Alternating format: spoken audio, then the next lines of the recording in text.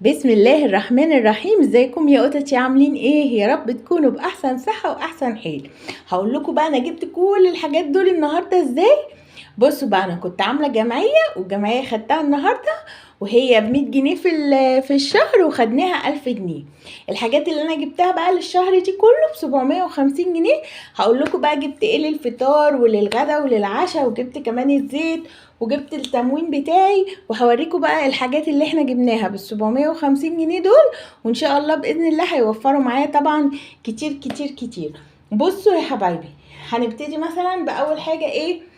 هنبتدي بالزيت والسكر. بصوا اهو، ازازه الزيت اللي انا جبتها النهارده من التموين، بس انا جبت ازازه زياده، وكمان جبت ازازتين خل، بس طبعا دول مش من التموين. الخل الازازتين ب15. وجبت جانا، معلش ممكن تجيبي لي كيس الملح، وجبنا ملح كمان. وجبت السكر 4 اكياس سكر زي ما انتوا عارفين اهو. انا فتحت الخل بس عشان انا جاي من بدري، فقلت ايه، والله انا كنت حطيت الحاجه في التلاجة، يعني غسلت الحاجه وعملتها، وبعدين قلت هصور لكم بقى عشان انا كنت فرحانه قوي. بصوا الكيسه دي ب10 جنيه، فيها 5 اكياس ملح برضو جبتها. جانا معلش، وهاتي مرقه الدجاج. معلش انا والله، وفي حاجات كمان، في البصل، وفي بصل بس انا حطيته. جبت 2 كيلو بصل ب20 جنيه، وكيلو بطاطس ب10 جنيه، بس معلش انا نسيت اجيبهم. انا بصراحة انا جيت من السوق همدانة خالص، واشتريت حاجات ورحت رجعتها ورجعت تاني، فانا تعبانة جدا والله. وجبنا كمان دي، بس طبعا دي تبع التموين، يعني جبت دي والزيت والسكر، وبتاعت مرقه الدجاج دي بتنفعني برضو في الايه، في اللحوم. طيب، وجبنا الملح وجبنا الخل والزيت والحاجات بتاعتنا. تعالوا بقى نشوف النهارده الخضار اللي انا جبته. بصوا، انا جبت كيلو بطاطس لان كان عندي بطاطس وكان عندي خيار وكان عندي طماطم، فجبت كيلو بطاطس ب10 جنيه، وجبت 2 كيلو بصل ب20 جنيه. ماشي، عدوا معايا. وجبت الشمامه الحلوه دي. بس بقى ما تنسيش اللايك والاشتراك في القناه، ماشي؟ عشان ما تزعلونيش، حطوا لي اللايك بقى. بصوا يا حبايبي، الشمامية دي بسم الله ما شاء الله اللهم بارك، دي قطعت 37 جنيه، الكيلو ب10. خلاص. طيب، جبت ايه تاني؟ هقول لكم من الخضار يعني. جبت 2 كيلو بدنجان، الكيلو ب5 جنيه. بصوا، قلت للحشو كده، او لو هعمل منهم يعني بدنجان مخلل، الكيلو ب5 جنيه في السوق، وكان جميل جدا والله وصابح زي ما انا بوريكم كده اهو. بصوا، ينفع يتخلل، ينفع نعمل محشي، نعمل بيه اللي احنا عايزينه. خلاص. وجبت كمان، لقيت التين ب15 جنيه، فجبت 2 كيلو تين. طبعا هو اتاكل منهم، ماشي. ال2 كيلو دول ب15 جنيه. طيب، وجبت ايه تاني؟ بصوا بقى، سيبوا اللحوم والفراخ دلوقتي، هقول لكم انا جبت ايه. بس للفطار عشان ما يتكسرش البيت، العشر بيضات ب45 جنيه. خلاص، دايما بجيب للفطار 10 بيضات. وايه تاني معايا؟ النوتيلا دي جبتها ب25 جنيه، يعني برضو العيال بيحبوا، يعني بيحبوا النوتيلا. وجبت جبنه بيضه وجبنه تركي، دول برضو تمن وتمن، عملوا كمان 40، يبقى كده 40 و45 85 و25 110. خلاص. تعالوا بقى نشوف مع بعض كمان جبنا ايه. احنا كده بصوا بقى يا حبايبي، جبت كمان عشان انتوا بتقولوا لي احنا عايزين نشوف الحاجه عملي، اديني بقول لكم العملي بتاعه اهو. بس يا رب ما تنسوش اللايك زي ما كل مره، وشكرا على ال20 ولا ال30 اللي بيحطوا لي اللايك. نفسي بقى كلكم تحطوا اللايك كده، الله يكرمكم يعني. بصوا، مش عارفه، هي مش عايزه تتفتح لي الكيسه، احنا نقطعها بقى. بصوا، كيلو الرز ب25 جنيه، انا جبت 4 كيلو رز، الكيلو ب25 جنيه. هو بقى بصوا، هو ما حطلهم ليش على بعض، هو حطهم لي في 4 اكياس زي ما انتوا شايفين كده اهو. استنوا، انا عايزه بس ايه، اجيب اللحوم دي كده على جنب اهو. هجيب لكم الرز كده قدام، السكر برضو على جنب كده، الرز اهو نجيبه كده قدامنا. ماشي، دول 4 كيلو رز. خلاص اهو برضو ال4 كيلو رز دول بيكفوني بسم الله ما شاء الله. يعني خلي بالكم احنا يعني بنحب الرز، بس انا زي ما انا قلت لكم يعني احنا مش يعني كيلو رز انا مش بعمله مره واحده. لو هعمل مثلا معاه لسان عصفور زي ما قلت لكم، او شعريه، او مثلا لسه بقى هجيب عدس وحاجات، بس بصراحه انا النهارده ما قدرتش بصراحه اجيب غير دول يعني. فتعالوا بقى نشوف مع بعض جبنا ايه تاني.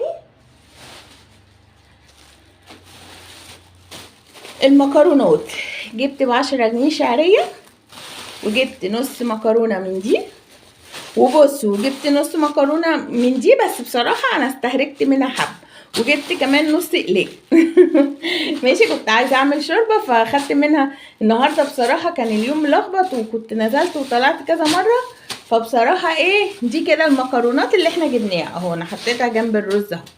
ماشي، يبقى جبنا نص اقلام، وجبنا نص من اللي هي المعوجه دي، وجبنا نص من الخواتم دي، وجبنا ب10 جنيه شعريه. بس انا عندي لسان عصفور عشان كده ما جبتش، بس فاضل لي العدس ابو جبه والعدس الاصفر عشان اكمل. انتوا عارفين بقى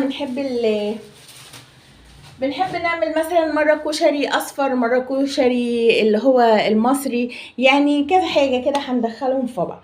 بس كده دي الحاجات اللي احنا اشتريناها كخزين للبيت. خلاص احنا قلنا بصوا بقى، انا جبت مانجا نسيت اقول لكم الكيلو ب25. عملوا لي الازازتين الحلوين دول عصير عشان احطهم في الفريزر، عشان طبعا الولاد ايه بيحبوا يشربوا عصاير وكده. فدول كده عملوا ايه المانجا اللي انا جبتها. هو وفي كمان درق كبير، بس انا بصراحه ما طلعتهوش. يعني هم عملوا الازازتين دول والدرق، وبسم الله ما شاء الله طعمها جميل جدا، والله مسكره ما خدتش سكر كتير. تعالوا بقى نشوف اللحوم اللي انا جبتها اللي هي هتفرق معايا ان شاء الله خلال الشهر. بصوا بقى يا حبايبي، انا عايزه اجيب لكم اللحوم اهي. جبت نص مفروم. خلاص بصوا، هو انا جيت حطيت الحاجه في التلاجة لان بجد الجو صعب، فما قدرتش ان انا استنى التصوير او حاجه. اللحمه دي كانت ب140 جنيه، فانا جبت النص ده يعني هو 495، يعني ب69 جنيه و30 قرش. بصوا هو كلهم كده اتحسبوا مع بعض، وده ربع لحمه دي ب240 الكيلو. دول ب73 عشان ايه يعني جراماش يعني. ماشي، يبقى دول ب73. وكمان جبت نص كبده برضو ب69، قولوا ب70 جنيه. انا دافعه في دول كده 211. خلاص يبقى احنا هنا جبنا نص كبده هنعمله ان شاء الله يوم، جبت ربع لحمه للشوي هعملها برضو يوم تاني ان شاء الله جنب مكرونه او جنب اي حاجه، وجبت كمان نص مفروم. بس المفروم بقسمه على مرتين، يعني مش بعمله مره واحده، او لو بعصجه كله وبعمله برضو على اكلتين. طيب جبت ايه تاني؟ جبت ربع، بصوا معلش بصوا كل حاجه ساحت دلوقتي لما طلعتها. جبت ربع كبده، كبده فراخ، لان انا عندي بنوتي بتحبها. وجبت ايه تاني؟ بصوا انا لقيت الوراك حلوه كده، فجبت 4 وراك، وجبت كمان نص بانيه. بصوا حطيت كل 4 في كيسه، بصوا كل 4 حتت في كيسه، هم عملوا 3 كيس.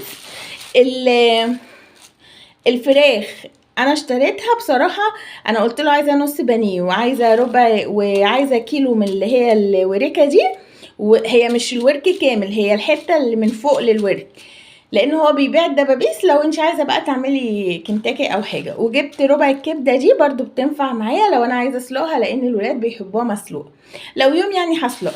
والبتاع والبانيه قسمته زي ما انتم شايفين كده على 3 اكياس، كل كيس فيه 4 حتت. يعني مره اعمل بقى بانيه، ده نص بانيه والله يا جماعه بسم الله ما شاء الله اللهم بارك، كتير جدا. مرة هعمل شاورما، مرة هعمل بانيه، مرة هعمل مكرونة نجرسكو. المهم ان هو هيكفيني على 3 مرات، والوراك دي ان شاء الله تكفيني على مرة، الكبد تكفيني على مرة، يعني ان شاء الله باذن الله هنظبط كده مع بعض ان شاء الله الميزانية. انا فرحانه جدا جدا جدا عشان انا بصراحه اول مره انا بروح كتير اجيب حاجات، بس النهارده الحاجات اللي انا جبتها كانت كتيره وفرحانه جدا ان انا خزنت بصراحه حبه حاجات في الفريزر وكده عشان خاطر ينفعوا ان شاء الله باذن الله لبقيه الشهر. ايه رايكم بقى في الميزانيه؟ وكمان فاض معايا زي ما انا قلت لكم اعملوا جمعيه بقى ب 100 جنيه في الشهر كده، انتي بقى ومامتك وحبايبك، انا وماما واخواتي وكده وجوزي وكده. فدخلنا الجمعيه دي وكل واحد خد 1000 جنيه، وانا قبضتها بقى النهارده وجبت حاجات ب 750 وشلت بقى ال 250 جنيه معايا. ايه رايكم؟ لو الفيديو عجبك ما تنسيش اللايك والاشتراك. شفتوا بقى يا حبايبي كل الحاجات دي خير ربنا طبعا، وغير بقى طبعا زي ما قلت لكم جبت البطاطس والبصل، بس بصراحه انا حطيتهم جوه ونسيت ان انا اجيبهم اصورهم معايا.